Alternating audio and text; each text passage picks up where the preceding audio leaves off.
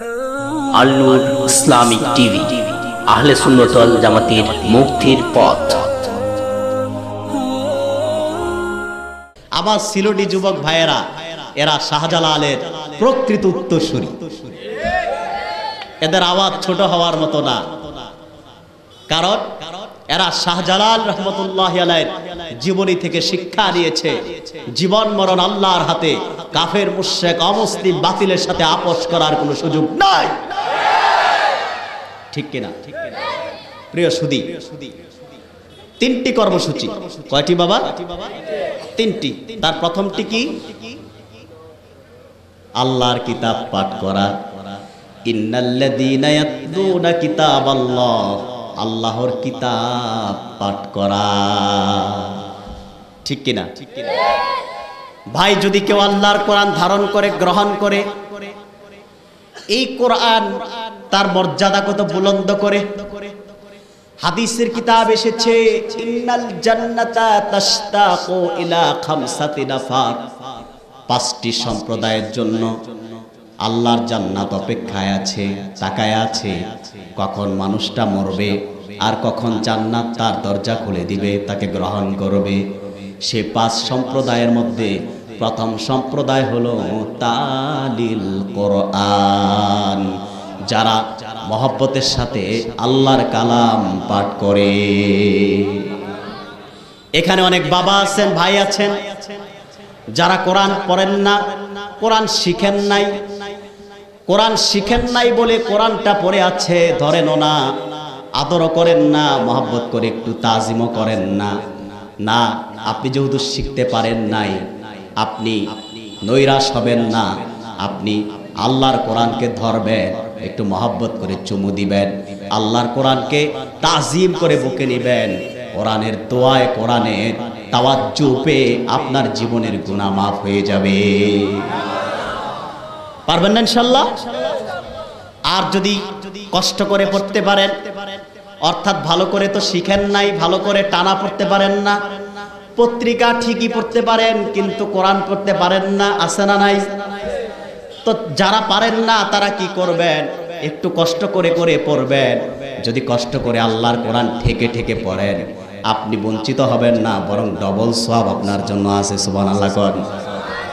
এই যে আপনি ঠেকে ঠেকে পড়লেন, এতে কষ্ট হয়েছে, একটা পাবেন কোরআন তেলাওয়াতের সওয়াব, আল্লাহ পাক আরেকটি সওয়াব দিবেন। আপনি যে ঠেকে ঠেকে তেলাওয়াত করলেন, চেষ্টা করলেন, আপনার কষ্ট হলো, কষ্টের সওয়াব জোরে কোন সুবহানাল্লাহ। তাহলে কোরআন মানুষের মর্যাদাকে বুলন্দ করে, ঠিক কিনা?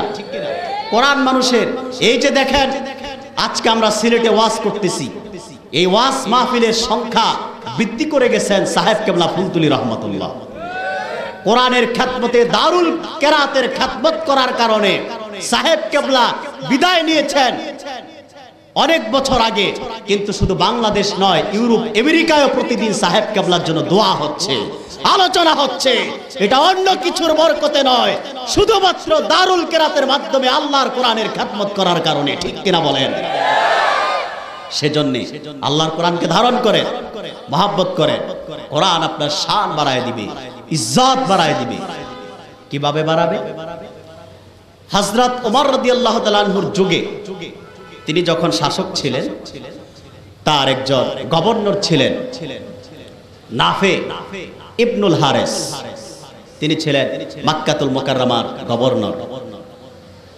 তো একবার তিনি হযরত ওমর নাফি ইবনুল হারিসকে জিজ্ঞেস করলেন যে বন বিভাগের দায়িত্ব কারে দিয়েছ? তিনি বললেন, ইবনে আবজাকে দিয়েছি। জিজ্ঞেস করা হলো, ইবনে আবজা কে, কি তার পরিচয়? গভর্নর বললেন, হুজুর, তিনি আমার একজন গোলাম, দাস, চাকর। হযরত ওমর রাদিয়াল্লাহু তাআলা আনহু একটু রাগ করলেন, রাগের সুরে বললেন, একজন গোলাম, একজন দাস কিভাবে একটি বিভাগের দায়িত্বশীল হয়, পরিচালক হয়?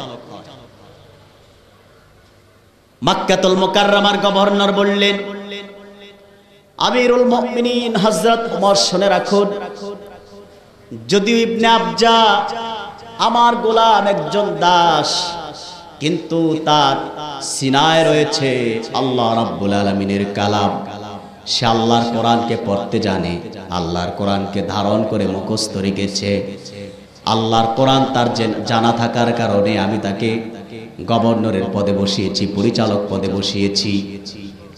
হযরত ওমর সঙ্গে সঙ্গে বলে উঠলেন, ও আমার গভর্নর, আল্লাহর হাবিব ইরশাদ করেছেন, ইন্নাল্লাহা লা ইয়ারফাউ বিহাযাল কিতাবি আকওয়ামান ওয়া ইয়াদউ বিহি আখারিন। নিশ্চয় কোন ব্যক্তি যদি আল্লাহর কিতাব, আল্লাহর কালামকে ধারণ করে, কোরআনকে মহব্বত করে, কোরআনকে ইজ্জত করে, কোরআন ভিত্তিক জীবন ব্যবস্থা, জীবন গঠন করে, তাহলে আল্লাহর কোরআন তার সম্মান, তার ইজ্জত, তার মর্যাদা জাতির আসনে সমাসীন করে। আর যে ব্যক্তি আল্লাহর কোরআনের বিরোধিতা করে, কোরআনের বিরোধিতা করার কারণে তার ইজ্জত সম্মান সব মাটির সঙ্গে মিশে যায়।